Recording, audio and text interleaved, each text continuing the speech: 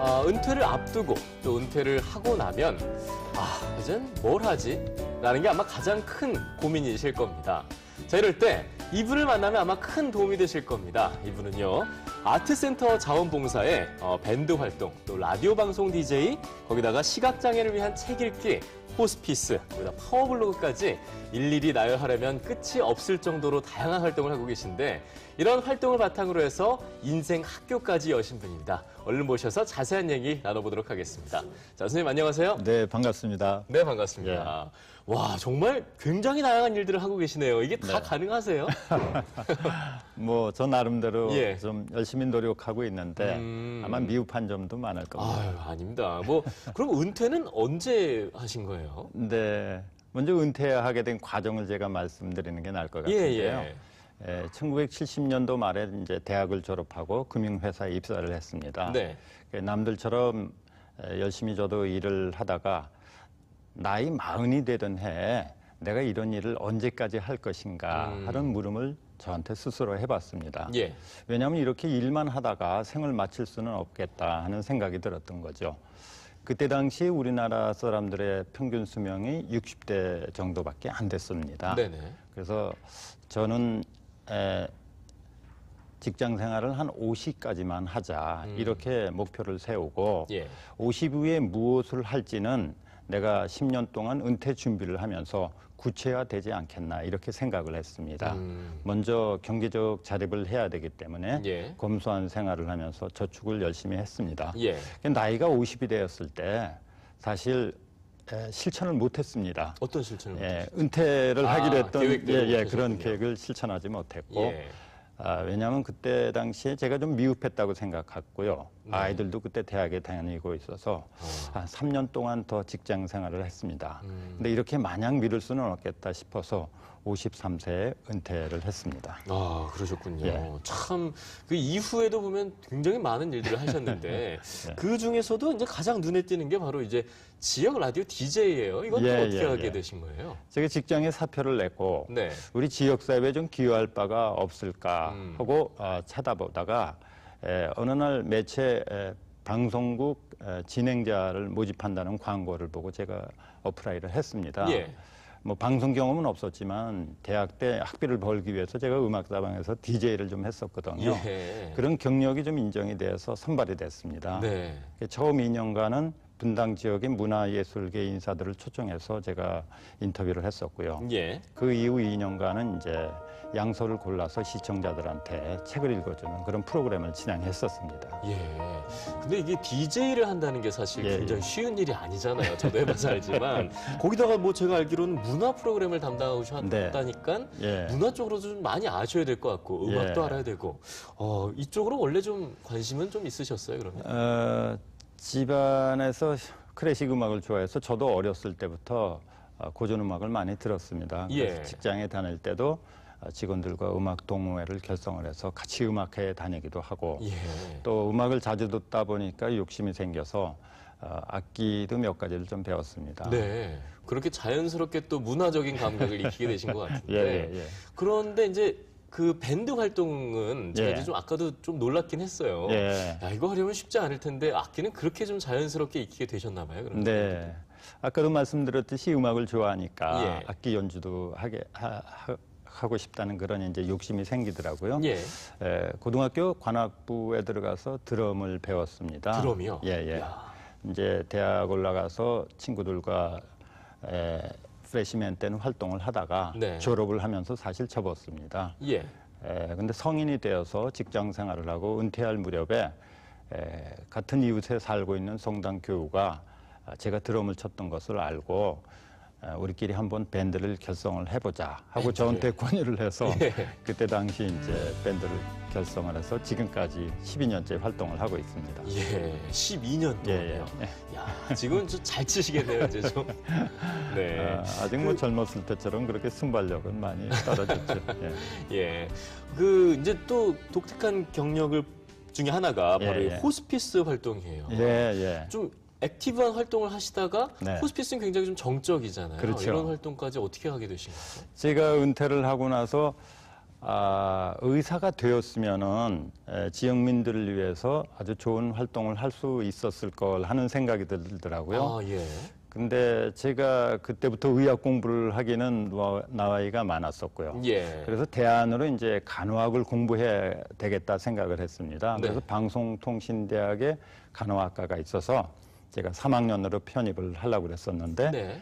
그게 불가능했습니다. 학교에 물어보니까 방송통신대학 간호학과 편입할 수 있는 자격은 간호학을 전공한 사람만 할 수 있다고 그래요. 네. 그래서 신입생으로 들어가서 4년 동안 공부하기는 그것도 너무 좀 긴 것 같아서 그렇죠. 포기를 했었는데 그때 마침 매체를 통해서 국립암센터에 6개월 과정의 호스피스 전문 과정이 있다는 것을 알고 제가 그쪽에 지원을 하게 됐습니다. 야, 그렇게 해서 이제 호스피스 활동까지 준비를 하게 되신 거예요. 예, 그렇습니다. 근데 이제 호스피스라고 하면 예. 대부분 좀 이렇게 임종을 앞두고 계신다든가 그렇습니다. 많이 편찮으시다든가 그런 분들이 계시잖아요. 예, 맞습니다. 그분들을 대하다 보면 좀 기억에 남는 분도 좀 있으실 것 같은데요. 그렇습니다. 예. 제가 실습을 나갔던 데가 의정부에 있는 호스피스 센터인데요. 예. 그쪽에 있는 의료원장이 회진을 돌 때 저하고 같이 돌았습니다. 한 분 한 분 이제 증상을 얘기해주고 경과된 상태도 한번 점검을 하고 그랬었는데 네. 그때 이제 어느 환자분한테 가시더니 저한테 이분이 우리나라 토목 기술계의 권위자였습니다. 그런 말씀을 하더라고요. 예. 그리고 이제 그분이 시공했던 그런 사례들도 열거를 하시고 그때 당시 그 환자께서 예. 임종을 앞두고 상당히 고통을 받는 그런 과정에 계셨지만은 예. 그 말씀을 듣고 얼굴에 미소가 번지면서 굉장히 표정이 밝아지는 걸 봤어요. 예. 그래서 지금 임종을 앞둔 사람이 어떤 말을 듣고 싶어 하고 내가 그분들한테는 어떤 말씀을 해드려야 되겠구나 하는 그 지혜를 그때 깨달았습니다. 거기서 또 그런 지혜도 알게 되셨군요. 그렇습니다. 참 그런 얘기 듣다 보니까 좀 가슴도 짠해질 것 같은데 그 밖에도 좀 굉장히 많은 활동들 좀 하셨어요. 제가 일일이 다 말씀드리기보다는 한번 좀 알려주시죠. 그 은퇴를 하고 음악을 전공한 딸아이하고 분당에 대한문화공간을 하나 운영을 했습니다. 네. 그곳에서 일주일에 한 번씩 실내악을 공연을 했었어요. 또 만화가이면서 클래식 음악 해설가로 유명한 신동원 화백을 모시고 연주에 앞서서 이제 해설을 하고요. 또 우리가 같이 실내악을 감상을 하고 또 아울러서 그 공간을 전시회 공간으로도 활용을 했습니다. 그게 한 달에 한 번씩 우리가 전시회를 열었는데 판화가로 유명한 이철수 화백께서도 거기 판화 전시회를 한번 하신 적이 있고요. 또 아울러서 그 동네에 살고 있는 이웃 주부들한테도 저희가 문호를 개방을 했습니다. 어느 아마추어 주부 화가가 자기 그림이 팔렸다는 사실을 알고 무척 기뻐했는데 그 기억이 지금도 새롭습니다. 그렇군요. 또 아트센터 자원봉사는 어떤? 제가 은퇴를 하고 그 이듬해 제가 살고 있는 지역에 성남 아트센터가 개관을 했거든요. 그곳에서 100여 명의 자원봉사자를 뽑았습니다. 저도 그쪽에 지원을 해서 1년 동안 성남 아트센터에서 발행하는 아트비라는 잡지에 제가 개공 기자로 기사를 썼고요. 그리고 미술을 좋아하다 보니까 성남 아트센터 미술관에서 전시하는 영국 현대 회화전에 제가 도슨트로서 관객들한테 그림을 설명을 해준 적도 있고요. 분당에는 이제 이런 문화예술 동호인들이 한 3,000여 개 되거든요. 그런 3,000여 개 중에서 활동이 활발한 그런 동호인 클럽들이 모여서 사랑방 문화클럽이라는 그런 연합회를 조직을 했습니다. 그때 당시 이제 제가 초대 운영위원장으로 초대를 받아가지고 그분들과 같이 그런 연합회를 결성을 하기도 했습니다. 그러니까 지금 쭉 돌이켜 보니까 본인이 본인대로 좀 즐길 수 있는 일도 하시면서 또 나누면서 베풀어가면서 하는 일들도 굉장히 다양하게 하셨는데 이런 활동들을 바탕으로 해서 또 블로그를 운영하신다고 들었어요. 그런데 굉장히 인기가 좋다면서요. 파워 블로그라고 제가 들었는데요. 지금 누적 방문객 수가 한 500만 명 정도 됩니다. 제가 은퇴를 준비하면서 저보다 먼저 살았던 사람들의 조언에 귀를 기울였습니다. 이미 돌아가신 분들은 그분들의 책을 통해서 또 생전에 계신 분들은 찾아가서 말씀을 직접 듣곤 했는데요. 저보다 먼저 살았던 사람들이 해줬던 그런 주옥 같은 말씀들이 제가 은퇴 준비를 하는데 상당히 도움이 됐습니다. 네. 저도 이제 제 뒤를 쫓아올 사람들한테 내가 걸어왔던 길을 이분들한테 소개를 해주면은 저와 같이 시행착오를 좀 줄이면서 도움을 받지 않을까. 네. 그런 이제 생각에서 글을 올렸는데 예. 의외로 이제 많은 사람들이 방문을 하고 있습니다. 아, 그렇군요. 예. 많은 도움을 받으실 거예요, 실제로. 예. 네. 이렇게 근데 글을 쓰는 거에만 만족하지 않으시고 이제 그 대한문화공간을 만드셨다고 하셨어요. 네네. 여기에 대해서 좀 자세하게 소개를 좀 해주시죠. 네, 제가 매체를 통해서 영국의 U3A의 존재를 알게 됐습니다. U3A는 University of the Third Age의 약자거든요. 예. 영국에는 이런 시니어들을 위한 학교가 한 800여 개가 된다고 그래요. 많군요. 그래서 영국 런던에 있는 U3A의 경우를 예를 들면 예. 학생 수가 1,600명이고 강좌 수가 160개 강좌입니다. 야, 일반 대학이라고 볼 수도 있겠네요. 예, 그렇습니다. 예. 근데 학생들이 내는 학비가 우리나라 돈으로 환산을 해보니까 예. 1년에 한 12만 원 정도 돼요. 12만 원이요? 예, 그러니까 한 달에 10,000원거리죠. 그러니까 만 원만 내면은 것도, 예. 뭐 철학, 독일어, 뭐 이런 연극, 이런 강좌 160개 강좌를 들을 수 있는 돈. 사실은 물리적으로는 그렇게 들을 수 없겠지만은 네. 이를테면은 적은 비용으로 자기가 원하는 강좌를 들을 수 있다는 거죠. 그러네요. 이곳에서는 이제 자기가 아는 것은 남한테 가르쳐주고 네. 자기가 모르는 것은 남한테 배운다. 그런 간단하고 명료한 그런 교육 원리로 세워졌다고 합니다. 예. 그래서 저도 이런 학교를 우리 지역에 세우면 좋겠다 하는 생각에서 작년 3월에 문을 열었습니다. 이곳을 이제 그러면 인생 학교라고 부르잖아요. 예. 그 인생 학교에서는 그럼 누가 네. 무엇, 그러니까 어떤 것들을 가르치고 하나요? 예. 우선은 이제 자기의 지혜와 지식을 나눠주고 싶은 사람이 이제 강의를 하고요. 예. 그다음에 이제 서드 에이지에 접어든 사람들이 이제 자기 개발과 자기 자아 실현을 하기 위해서 옵니다. 근데 엄격하게 얘기하면은 저희 학교는 선생과 학생의 구분이 명확히 없습니다. 왜냐하면 선생이 되어서 어느 과목을 가르치다가 또 어느 과목에는 학생이 되어서 다시 배울 수 있으니까요. 예. 그래서 예를 들면은 사진을 배우는 학생이 네. 어떤 부분에선 또 다른 강좌를 가르치는 분도 있습니다. 네, 예. 그렇군요. 그렇게 좀 뭐 많은 것들을 배우고 또 은퇴에 대한 정보들도 많이 좀 공유할 수 있는 게 현실이죠. 그렇습니다. 학교에서는. 예. 많은 활동들 이렇게 바쁘게 열심히 사시는 그런 이유는 뭐라고? 본인. 네. 글쎄 자원봉사자들의 말을 빌면요. 예. 봉사를 받는 사람보다 봉사를 하는 사람의 기쁨이 더 크대요.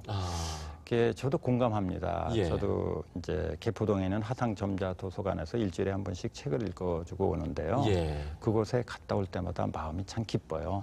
그러니까 봉사라는 것도 자신이 좋아하지 않으면 할 수가 없을 겁니다. 그렇죠. 예. 그러니까 내가 더 어떻게 보면 윤택해진다고 볼 수 있겠네요. 내 삶이. 예. 참 요즘에 많은 분들이 은퇴 후의 삶에 대해서 참 관심들이 많잖아요. 네. 100세 시대라는 말도 있고요. 어떻게 좀 준비를 해야 된다고 보십니까? 예, 19세기 폴란드 시연인이었던 노르비트가 한 얘기가 있습니다. 예. 인생을 행복하게 살기 위해서는 3가지가 필요하다고 세 그랬습니다. 가지요? 예, 먼저 이제 먹고 사는 일, 예. 두 번째는 목숨을 바칠 정도로 재미있는 일, 세 번째는 의미 있는 일. 이 3가지 중에서 한 가지가 부족하면 삶이 드라마가 되고요. 2가지가 부족하면은 비극이 된답니다. 그러니까 이런 3가지가 균형을 이루는 삶이 우리한테 필요하다고 생각을 합니다. 네. 정말 그럴 수 있겠네요. 한 가지만 부족해져도 쏠리면서 그렇죠. 뭔가 좀 인생이 틀어질 수도 있지 않을까. 예를 들어서 경제적으로는 여유가 있고 재미있는 일도 하고 있지만은 의미 있는 일까지 할 수 있으면은 그 사람은 삶이 좀 더 윤택해지지 않겠습니까? 그럴 것 같습니다. 자, 그래서요, 이렇게 윤택해질 수 있는 삶의 비법, 방법 한번 저희가 조사해봤습니다. 은퇴 준비 5계명. 첫 번째는요, 바로 버는 것보다 잘 쓰자라고 말씀해 주셨어요. 어떤 이유에서죠? 5계명이라고 하기는 그렇고요. 제가 인생을 살면서 경험했던 것 중에서 여러분들한테 몇 가지 팁을 드리겠습니다. 우선 돈을 버는 것보다 잘 써야 된다고 그랬는데요. 예. 유대인의 속담에 돈을 버는 사람보다 모으는 사람이 이긴다는 그런 격언도 있거든요. 예.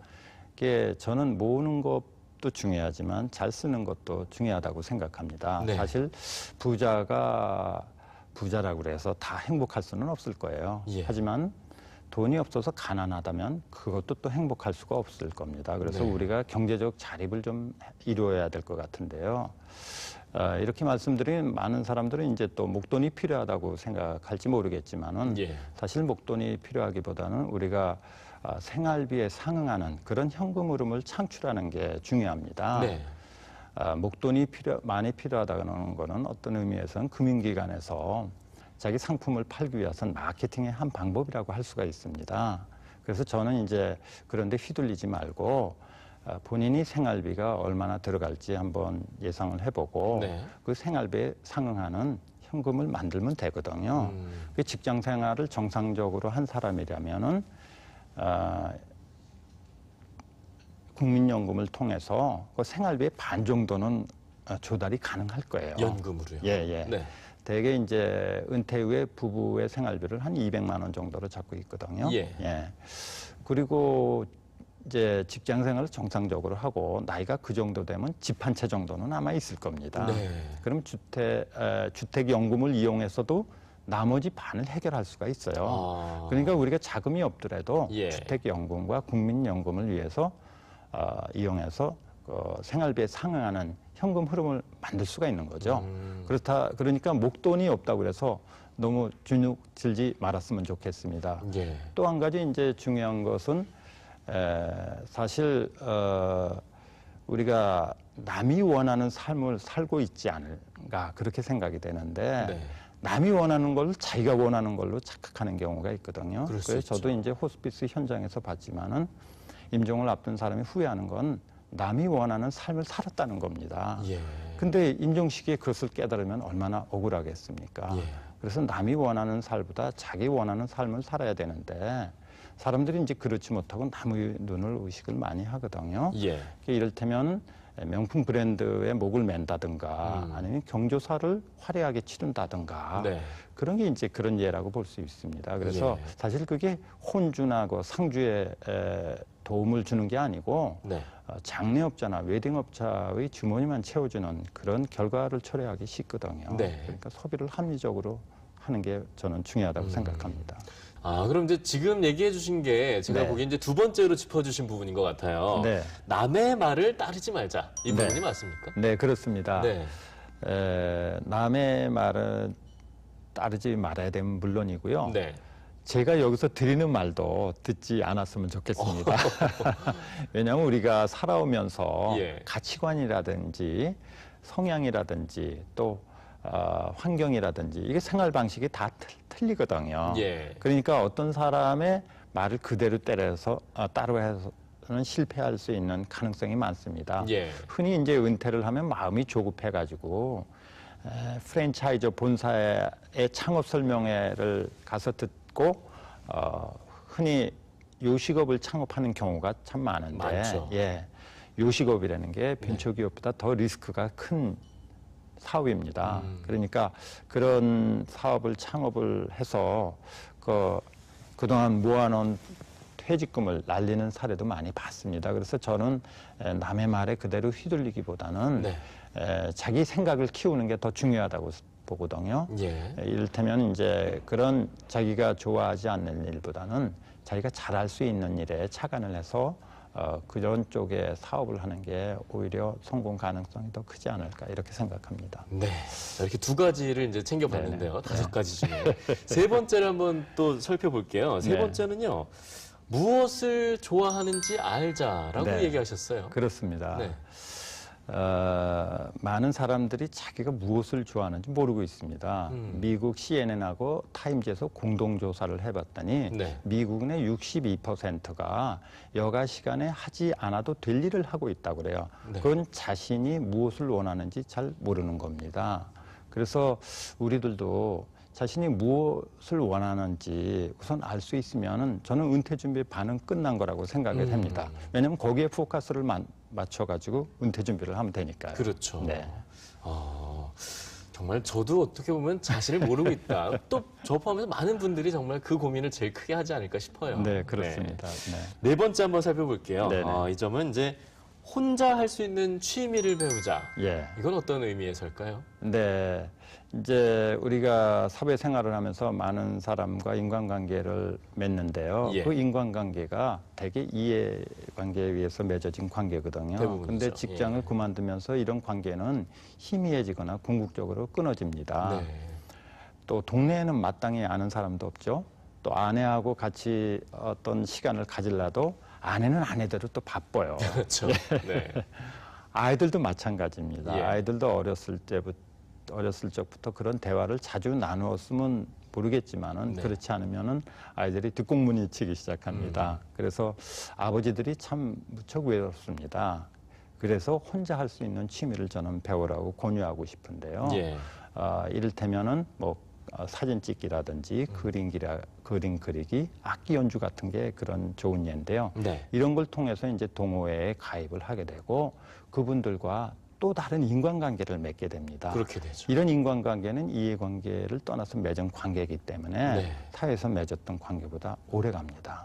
그리고 가치관에서 성향이 같기 때문에 또 사회에서 맺었던 인간관계보다 관계가 더 돈독해질 수 있습니다. 그렇군요. 예. 듣기만 해도 좀 가슴 설레지는데요. 예. 자, 이제 마지막 5번째 한번 살펴볼게요. 예. 이 부분은 이제 의미 있는 일을 찾기라고 얘기해 주셨어요. 예, 그렇습니다. 우리 인생에는 중요한 두 날이 있다고 그럽니다. 하나는 자기가 태어난 날, 네. 또 하나는 자기가 왜 이 땅에 태어났는지 아는 날.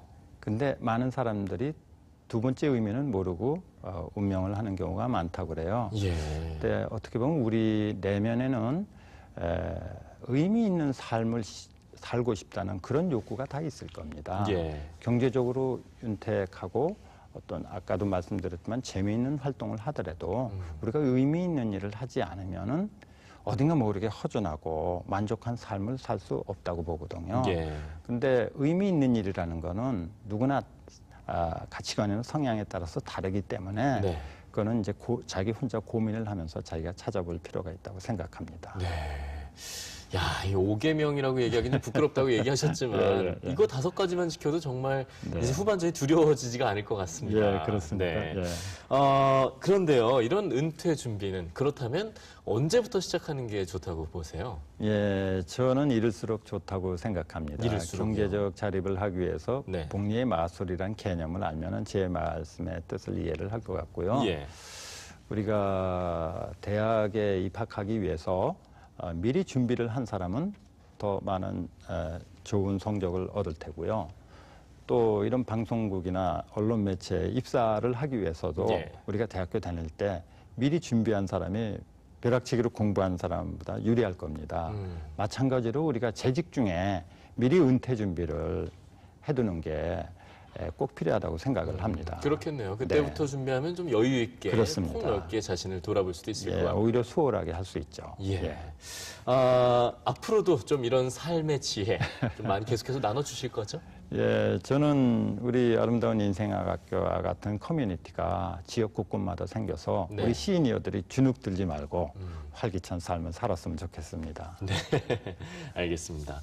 마지막으로 이제 먼저 은퇴를 좀 해본 입장으로서 인생의 후배들, 그러니까 퇴직을 앞둔 분들에게 한 말씀 해주신다면 어떤 얘기 해주시겠어요? 제 생각에는 은퇴는 직업을 바꾸는 것이라고 생각을 하거든요. 우리가 먹고 살기 위해서 미뤄두었던 일을 은퇴 이후에는 할 수 있다고 생각을 합니다. 그래서 저는 은퇴를 비관적으로 보지 말고 자신이 좋아하는 일을 할 수 있는 기회라고 생각해서 좀 긍정적으로 좀 생각해 주기 바랍니다. 오늘 정말 많은 분들께 귀감이 되는 얘기 아주 잘 들었습니다. 앞으로도 계속해서 이런 열정적으로 삶 살아가시길 저희가 응원하겠습니다. 노력하겠습니다. 네, 오늘 말씀 고맙습니다. 감사합니다. 네, 여러분들은 이 땅에 내가 왜 태어났는지 그 의미에 대해서 답을 좀 찾으셨습니까? 인생 후반전 더욱더 나 자신을 사랑하는 방법으로 또 그 시간으로 채워보시면 어떨까 생각해 봅니다. 그동안 시청해 주신 여러분 고맙습니다.